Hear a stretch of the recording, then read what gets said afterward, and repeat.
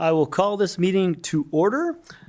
In the spirit of truth and reconciliation, we acknowledge the town of Edson is located on Treaty 6 territory, the traditional ancestral lands of Nihiniak, Sotu, Sisiga, Pigani, Kina, Dene, Nakota Sioux, and the Apatisiwak Métis Nations. We honor the knowledge of this land, the elders and youth which gather here, and their ancestors who have gathered here for centuries. So now we move on to adoption of the agenda, and we have CO Beveridge. Thank you, Deputy Mayor Taylor. I do have a request for an addition to the agenda this evening. It would be J2, Capital Project Update, and that would fall under Section 21, Harmful to Intergovernmental Relations, and Section 24, Advice from Officials of the Freedom of Information and Protection of Privacy Act. Thank you, CO Beveridge. Can I get a motion that the agenda for the October 10th, 2023 Committee of the Whole meeting be adopted as amended, as amended? Councillor Chenard? Okay, I'd like to make a motion with the addition of J2. Thank you. And with that, I will call any questions, comments? And with that, I will please vote now. Is there online working? Oh, we're doing it by hand. My apologies. All those in favor? Motion is carried. Can I get an adoption of the previous minutes? That the motion of the minutes of the April 11th, 2023 Committee of the Whole meeting be adopted as presented. Councillor Pashishny will make that motion. Oh, sorry. I move the minutes as presented. Thank you. Any questions, comments at all? Councillor Chenard, do you want to hit your mic? Yeah. Just the note, it says April 11th. Our last committee was April 11th. That was 1 month, 1 summer, 3 emergencies ago. That's what I was questioning. Okay, Yep. apologize. No worries. With that, any questions, comments at all? No? I'll call the question. All those in favor? Motion's carried. With that, we have no delegations, reports from staff, all the way down to E2, Infrastructure and Planning, 2023 Capital Project Update, presented by Caitlin Kidlitz, our General Manager, Infrastructure and Planning. With that, Mr. Kidlitz, take it away. Thank you.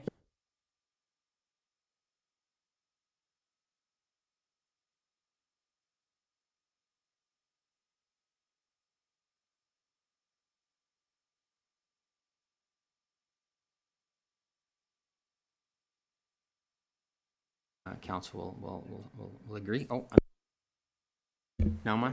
Did I forget? Sorry, my apologies. So just to start off, just a bit of context, if council recalls, just to set the stage for this, back in, what was it, September of 2022, we learned that our capital project manager was leaving us for alternate pastures. I won't say greener, I'll just say alternate. And so we spent the next weeks doing the best we could to get as much information we could out of his head in preparation for a capital plan for council to look at at the end of 2022 in December. We took that plan to council to look at. They adopted it at that time, and then we worked a little bit harder over the next 3 months to bring back a revised plan and the spring budget adjustments, which saw us remove some items to make the list a bit shorter, and we also added some that were needed. But we had a plan that we were able to do quite a bit of work on. The other thing that happened in 2023 is that we were able to set out an RFP to get pre-qualified consultants, which really was very helpful for us. In the gap that we didn't have a capital projects manager, ISL out of Edmonton, WSP out of here in Edson, and Matt Gilhaney, who has an office here in Edson as well as in Edmonton, really were very helpful to us. Whenever we needed help or assistance, they were a phone call away, and it made our procurement process for the 2023 plan much quicker. I would say on average it's about half the time now with requests for quotes with pre-qualified as opposed to going out for an RFP for all these projects. So that was very helpful and really contributed to our success for the year. So I included an attachment in the briefing note, and it was just a brief summary to give a list of what we tackled this year with the original budget amount. What I'm showing on the screen, and I apologize, it's probably going to be small. I'll make it a bit bigger, and I will. scroll it over. What I wanted to share is a little bit more detail on the financial side. Now, the caveat I'm going to put on this is an year end. This is sort of year to date of what I was able to garner from our reporting. As council is aware, our finance department is a little bit shorthanded right now as well. So the purpose behind showing the numbers really isn't to get into the details of what the numbers are, even though they're important, but it's mostly to demonstrate that we're managed to tackle most of these projects on or under budget. Just quickly, if you look at this spreadsheet, the majority of them are green. And green in this case means they are completed or we expect them to be completed for the end of the year. So out of the 26 plus 2 that were added on that I forgot to share in the briefing note, and those were the grader, the new grader, and the 6-inch trash pump, 21 of them are going to be completed this year, which I think is pretty impressive considering we had we were shorthanded, and we basically lost 2 months of our construction season in May and June. We had two light fleet that were replaced. They are purchased and on site, and both of those came in under budget. If council recalls, the airport forklift was a spring budget adjustment. It was initially a broom.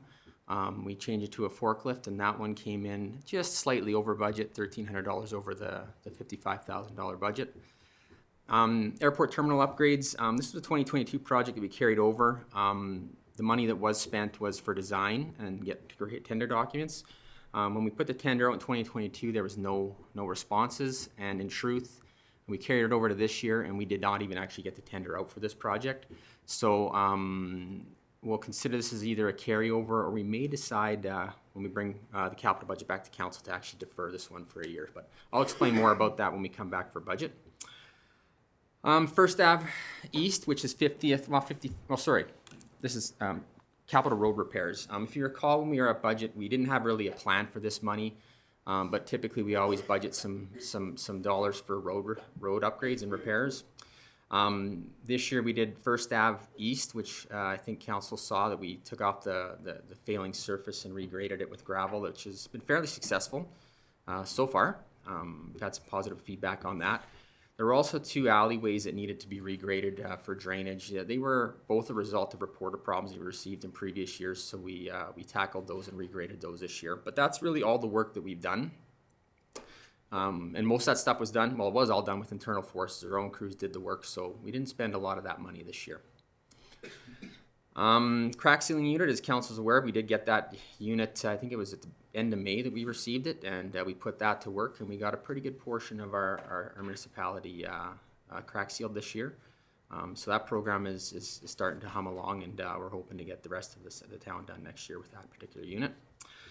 Landfill scale upgrades, this one kind of got lost in the shuffle with some staff changes for us, and just recent reports are, it's mostly just software upgrades. What it does, it allows, there's some new software and a printer, and my understanding is there's going to be a card or a key code for residents, both county and Edson, so that we can differentiate between the two, so when they drive up they can scan. So our last report is we will get that completed before the end of the year. It's mostly just technical stuff right now, IT. 46th Street pedestrian lights, as council is aware, those are now up and functional. The good news on this one is it came in way under budget. We have a memorandum of understanding with the province where they've agreed to pay for half of the capital cost for this. So I think total we're about $70,000 for this project, and half of it we're going to get back from the province. So that one's although a year late, good news on the financial end. First Ave, if council recalls, we changed this from the first primary budget to spring budget to just design. We had a preliminary design done previously by WSP, and what we've asked is just to have the full design done. So this is a shovel-ready tender project for 2024 to be considered, and we are expecting that to be in place before the end of the year. Wasp Creek, certainly council is aware of the struggles we've had with this particular project. It's I think it's a 2020 project or 2019 when it started. We're still struggling with land ownership issues, but we have procured ISL to explore other options for us. They did get started on that, and then the floods happened, and so they've been working on our flood damage assessments primarily and doing the project management for 6th Avenue, so they're a bit behind, but they do have some ideas that I'm quite excited about, and once they're done their work here, we'll be able to share with council what the options might be. The LED lighting retrofits for both Civic Center and Public Works were completed. We also added the landfill, I think, shack to this because we had money left over. You'll notice these numbers look a bit skewed. I think we had some coding issues. This was a project, they were separate and then we did them together, and I think we have to go back and reconcile that. But the bottom line is we had $150,000 for both of them budgeted, and we came in at about 125, so under budget and complete for those two. The re-drilling of well number 25 is, we're calling now number well 29, is completed, completed under budget. The bad news with that one, as council is aware, is the fluoride levels in that well are off the charts. I think they're at 3.2, well 18 is at 2.4, so they're higher than well 18. So not a great news story, but it is drilled. What we're gonna try to contemplate is at some point, maybe depending on what happens with the fluoride plan work, which I'm gonna talk about here in a bit, we may end up just adding that to distribution to be treated through the fluoride solution. So we'll see. Not lost, but certainly disappointing news. Hydraulic water valve maintenance unit, that was purchased and in operation under budget. The utilities crew did get to use that a handful of times, but still learning and trying to hone their skills on that unit, but it's a positive purchase for us. As mentioned, the fluoride plan, we just got that started here. The consultant's just starting now. They also did the water sustainability plan, which was just finished up, so they're now working on the fluoride plan. Water leak detection unit was just a small purchase of for detecting water leaks, and we placed that again under budget substantially. The degas treatment, water treatment plant design, that is very much tied to the fluoride. We need the fluoride plan done first, and that's going to feed into what the degas treatment is. So those two are white because they will likely be, well, we're proposing to defer those two, carry those over to 2024. Ground monitoring wells is a regulatory for our water license, and that's fall work. Actually, the consultant's going to start doing those here towards the end of October. So those are on schedule to be completed before the end of this year, and likely under budget as well. The Lagoon septic receiving station has been on the books for a number of years. I think it's the third year. Well, since I've been here, it's been deferred or carried over. This year there wasn't really any activity on it. WSP is completing the design and tender package, which we expect to be completed before the end of the year. My understanding when I first got here, I was told that we were trying to do this in-house with in-house forces, and we just haven't made a lot of progress. So the decision was made to put out the tender package and get a contractor come in and finish it up. So we'll see what that comes in at the end of the year here. Water sustainability study, you're gonna see that on a council agenda coming soon. That study is complete, and Edson will be here to present the summary of that particular body of work. And just as a note, Councillor Pacicini, during our strategic planning, you asked about some of the previous studies that were done. I can confirm now that all those historical studies were contemplated in this body of work. So they took the data from that and built upon it for this particular study. So just confirming that. Vision Park Water Well and Recreation Building, another frustrating project in terms of how long it's taken. This was supposed to be done last fall. The recreation building is completed, and the water well and treatment plant is completed as well. But we had some communications there with our SCADA for continuous monitoring. So our license says we have to be able to continuous monitor all of our water wells. And because of this communication problem, we weren't able to do that unless we had an operator sitting in that water treatment plant 24/7, which we weren't really staffed to do. We have run the well and the treatment plant for half a day at a time, and it works. Everything seems to be working.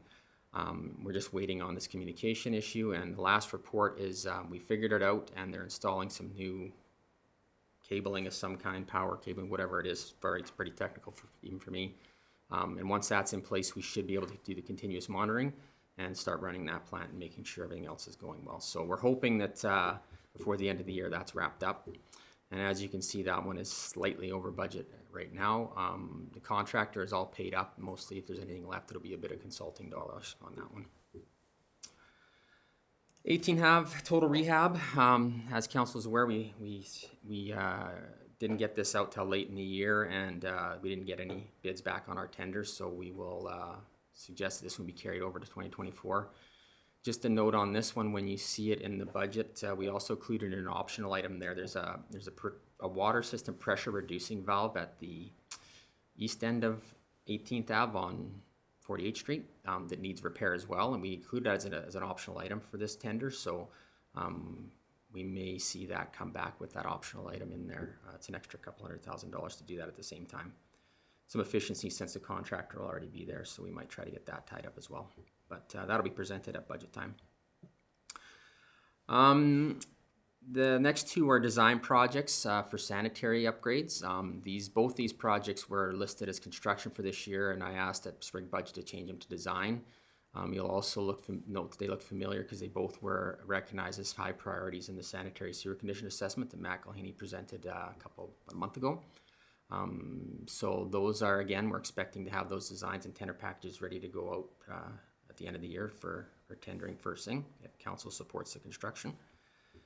8th Ave is another one, design, that we're expecting to get the full design and tender package done before the end of the year. And then, as I mentioned, the two new ones that came in on spring budget were a new grader and the 6-inch trash pump.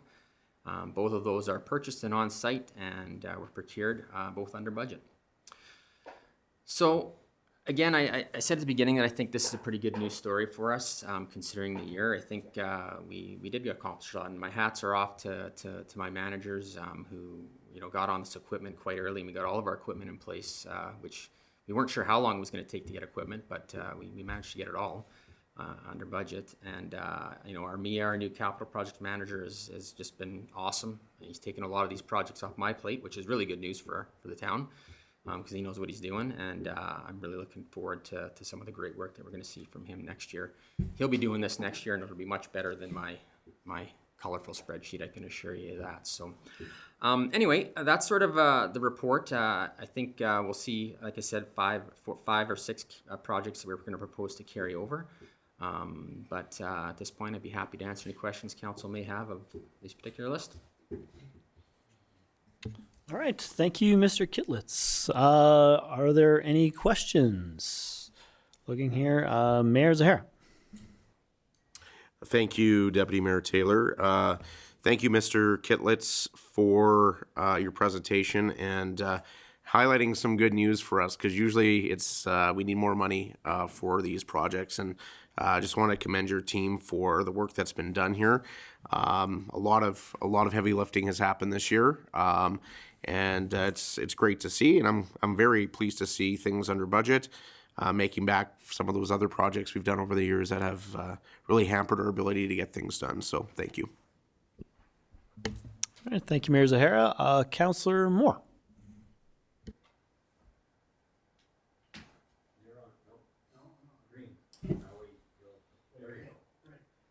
Through the Deputy Mayor to Mr. Kitlitz, the project amended change from construction to design. What does that mean for the lane? Yeah, through your Deputy Mayor Taylor. So I think what we're trying to do here for council moving forward, we're going to try to do this every year, is we're going to try to do some design projects every year so that they're shelf construction ready, if you will, so that at any given year, if something happens and a project gets deferred for some reason, there's going to be a designed, tender ready project that we can post right away and go out for construction. So it just means we're doing some of the preliminary work first and saving the construction for another budget year. It's preparation is what I would call it. Supplementary question? Sorry, okay, we'll go here. Go ahead, Councillor Moore. Oh, thank you. Supplementary question. So with the way prices keep rising every year, does this mean we're looking at a possible increase in some of these project prices? Through you, Deputy Mayor Taylor, I guess these are all, I guess this is our list of what we've completed this year, right? So if we're talking about future budget years for the design projects, the designs are going to give us an estimated cost for the construction to go part of the tender. So that's part of the other thing that comes with the design is an estimated cost to construct. It's hard to predict what the tenders are going to come back as. They come all over the map. Some are under, some are over. But I think from what I've learned, and I think if we have a larger basket of projects and they're a bit more money, I think there's an advantage if we get those tendered out early January, in the beginning of the year, to get maybe some bigger contractors that can tackle more work, maybe some more efficient pricing. So that's our hope, but it's really hard to predict and guarantee what the tenders are going to come back in. But we're hopeful that we're going to get some economy of scale here in future years. You're welcome. Sale Beverage. Thank you, Deputy Mayor. I just wanted to also add that by having some of these ready to go, it also positions us well with grants. When we have things ready to go, we actually have an opportunity to then apply for grants when they're available. So it just puts us in a better position and leverage some of that cash that, you know, potentially we may not be ready for, unfortunately, in some cases that we found ourselves in the past been a little too late, if you will. So we'd like to be the opposite, a little more proactive on these. Thank you. Great comments. Councillor Byer. Thanks. Through the Deputy Mayor to Mr. Kitlitz, when I read this, I was so happy that there were so many things completed. So hats off to you and your team, and procuring those 3 qualified consultants is like really great news for us. I had a question on the lagoon septage receiving station. So if that was something that was, and it still has to be done, off the top of my head, I can't remember why we decided it. Is that something that is still maybe a high priority, or has it changed on the scale of priorities, or is that something that should come back to council to revisit at a date before we proceed? Sure. Through your Deputy Mayor. So I think all the ones that I've identified here as possible carryovers, I think will be reconsidered with all the other new projects that we'll present to council for capital budget. I think they all need to be weighed to and fro. I think from what I understand about the lagoon septage receiving station, one of the things that triggered this was that the Cascade Power Plant was going to be taking some effluent that they needed to dump off, and they were also going to buy some of our treated water from our lagoons for cooling. Right now, the way it works is trucks back up to a pond and dump, right? And it's a flat fee, I think. And the idea here is to create an actual designated station for them to dump. Right now, we have to actually call in utility operators on the weekends on call to come and meet these folks. The idea is to have this as a station where this can happen without humans there, and there's a meter on it, and they'll sign up for accounts and they can dump, and then it records the amount and they get billed. So that's the plan. And as I said, I think it started off, we were going to try to do a lot of it internally, and that hasn't worked out. So I think it's still an important project. Cascade hasn't really come back to us and talked about us when they're going to need these services. But all in all, it's probably a positive to have rather than this manual, unmetered process we're doing right now. All right, thank you. Councillor Chouinard. Through Deputy Mayor to Mr. Kitlitz.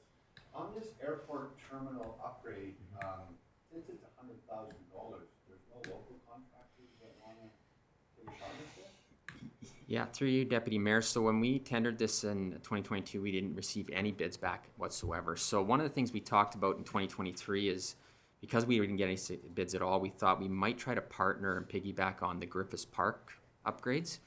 But Mr. Beck and I couldn't get our ducks in a row at the right time, and we missed that opportunity to tender them together to see if we could find a contractor to come and do it all. The upgrades were to put in barrier-free access and egress to the terminal, and then it's also my understanding there was some foundational water leakages, things that need to be taken care of. Yeah, so we didn't receive any, and I'm not quite sure. We might try to, what we're going to do yet, we might try to bring back with a smaller scope, or we'll see. Thank you. Any other comments? All right, well, I'll dive in and say thank you for this work. I think I echo what others have said. This is what happens in a year with lots of disruptions. I look forward to a year when we have a lot less disruptions and what we can do and what we can accomplish. So this is fantastic, what we can showcase and what we've done. And Councillor Moore sort of addressed the question that I had in terms of budgetary implications into next year, so which we'll be looking at, I guess, a little later. So are there any other comments or questions regarding this item? Oh, okay. Thank you so much. All right. Moving on, corporate services, no. Community protective services, no. No information items, no sundry items. Getting into H, Alberta Municipalities Conference reporting. Council reports from Alberta Municipalities 2023 Convention and Trade Show. So, before the meeting, I had asked members of council to pick a number between 1 and 1,000. My number was 5, so who had number 1? That was Councillor Chenard. You're up first. So now I do that. Okay, that was the 27th to 29th of September. At the conference, networking with MLAs was very important to me. I attended the emergency disaster, which was our team, but it was a lot of very good information. The other one that I attended was called The Fight for Your Right Not to Party, to put parties into government. So elected officials, what it's all about is you're running for town council. It was a thought brought up that you be part of the NDP or Liberal stuff. So it was telling us the pros and cons, so I found very interesting. Can't remember, we also met with the RCMP. Can't remember the name of the study tour of that, but it was about housing and mental health. It was the issues, and unfortunately I can't remember the name of that one, and so I attended with other ones, but I'll save some spotlight for the other councilors. Thank you. So next at 2:37 would have been Councillor Byer.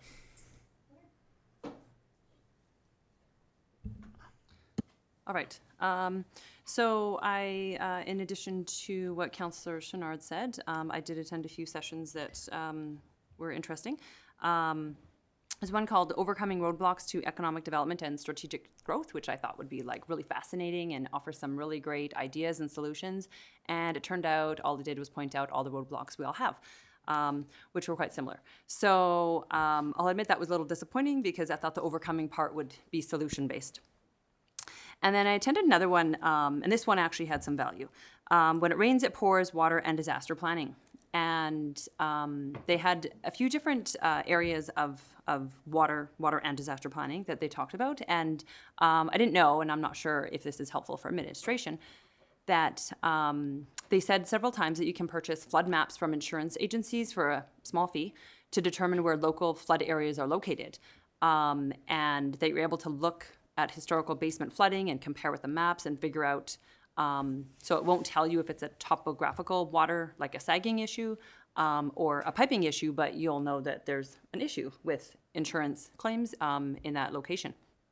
And that also insurance is interested if your infrastructure is designed for like a 1 in 200 year flood or a 1 in 50 year flood or whatever that is, and that depending on what you rate your stuff as, and I don't know how they get this information because I know my insurance has never mentioned this to me, is that, can that help ease insurance costs on your residents, depending on what you have. So that was very new information for me.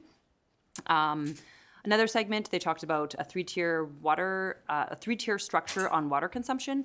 And that's like a tier that consumes the most water is 3 times the cost of the lowest consumption tier. And they said a national flood insurance program is coming soon in April 2025, which I thought was really far away, but, it's right away around the corner, I guess. Yeah, I guess. It's been in the planning since 1986. No doubt. And last year, the year before or something, Alberta released some flood maps. Sorry, they didn't release some flood maps. They got information and created flood maps, which are not fully released. The province did that. And I guess it only covers like river flooding, not topographical flooding. So it's a little different than what I remember it's supposed to be, but nonetheless, I think it's probably really good information since we have a few creeks that run through our community. And then back to that insurance thing is that you can work with the insurance agency to determine areas to identify gaps and greatest historical risk, which I didn't know that you could buy maps, and I don't know who you have to be to buy a map or how small the fee is, but I thought that was really good information. And I also attended the Emergency and Disaster Management session, which was put on by Mayor Zahara and CEO Beveridge on our experience this summer. And I also attended the meeting with the RCMP commanding officer regarding just the increase in costs year over year that are kind of compounding for us and other municipalities. So that was the highlight of my sessions. Okay, thank you. Now on to number 540, Councillor Moore.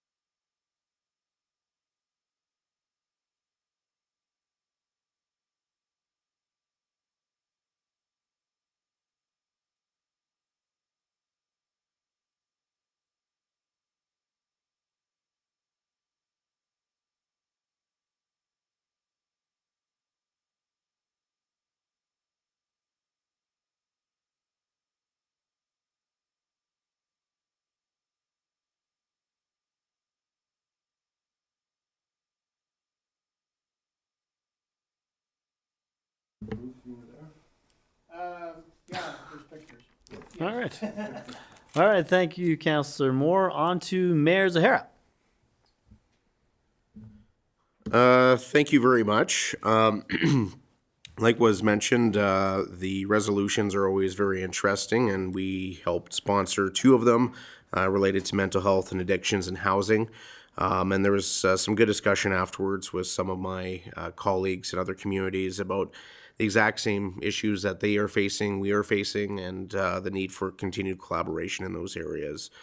I think one of the more important things that we attended was our meeting with K Division and the number of individuals that were there from the various divisions.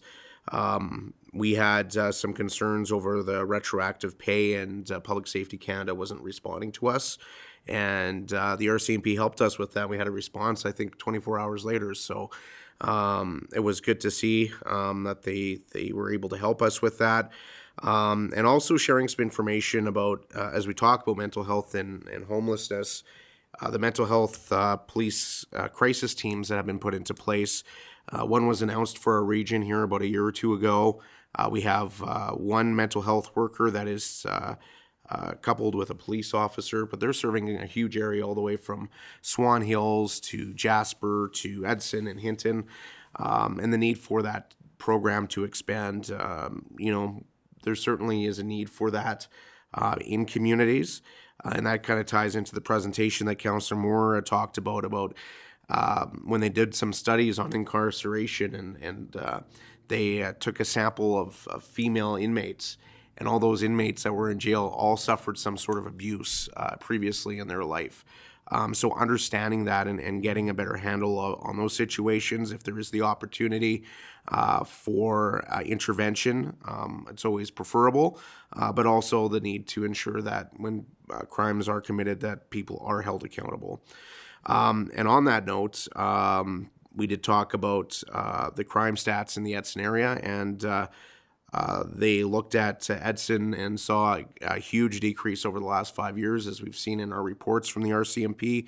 A lot of that's driven by our crime reduction unit, and they were pretty impressed to see us trending downward where many other communities are trending upwards. So, you know, we still have crime in the community, still needs to be dealt with, but some, I think, the work that the RCMP have done and through some of the community consultations, I think has helped in that regard. Also had a fairly lengthy conversation with Minister McIver about disaster recovery, and hopefully we'll have some news on the DRP for floods soon. We did receive word at the conference that we did receive approval for the fire DRP, but we have not heard back on floods yet, but he is working with his colleague at public safety on that. And that is my report.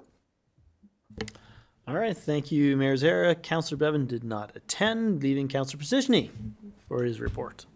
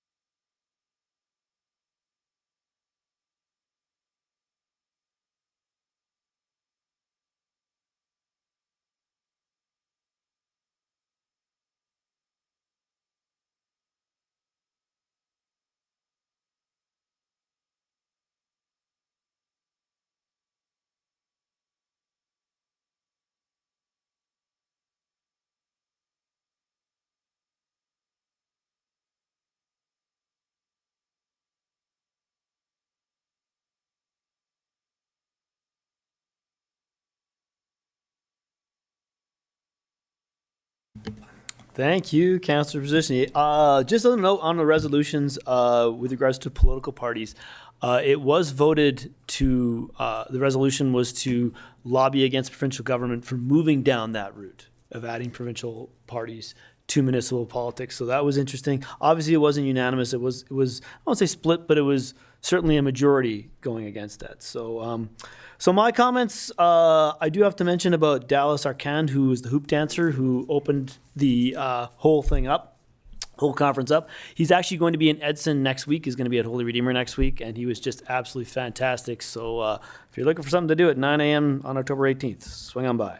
One of the keynote speakers, Bean Gill, a paraplegic, was also was a great speaker talking about inclusivity and the way we speak about to include everyone. You know, and even things like, put your hands together to clap. It's more like if you're able, put your hands together and clap. Things like that. Not using handicap spaces to park, not using handicap stalls. These are things that and a lot of the room laughed. And she said, a lot of you guys laughed when I said that, but you shouldn't. And she was right. So things that I'll be taking back is things that then obviously the council has put inclusivity as an important part of what we do. Many people have already talked about digging up the root causes with social disorder. Some fantastic information in there. Hopefully that information is going to be on the municipality's website, because I would love to use those stats both here at the council table and back in my classroom. So I do have to put a shout out to congrats to Tyler Gannam, the mayor of Wetaskiwin, who was voted president of Alberta Municipalities. And it was great to see him already stand up to the mic and address Premier and say, there's some things we have to discuss, including the funding, capital project, infrastructure.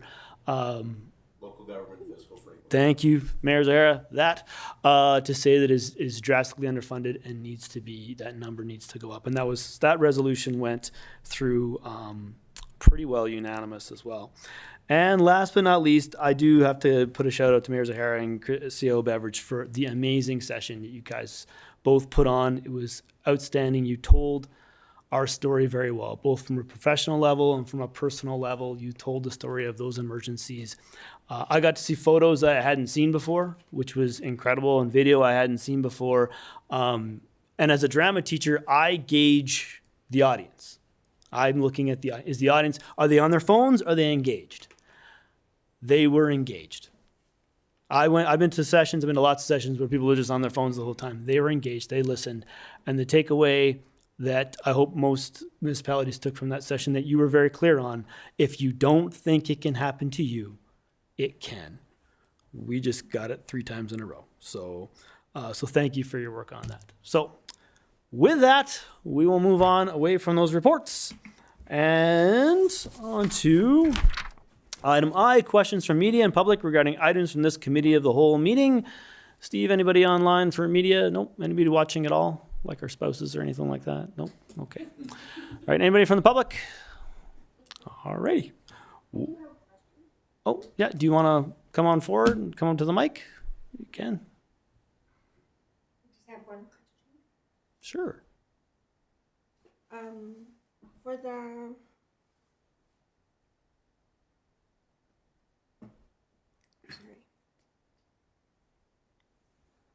for that project with the mental health and homeless, you had mentioned, I don't know what that guy's name is, Mayor Zahara?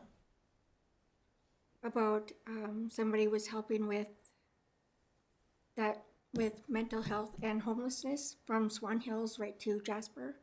What's that person's name? Who? Yep. Cue it up there.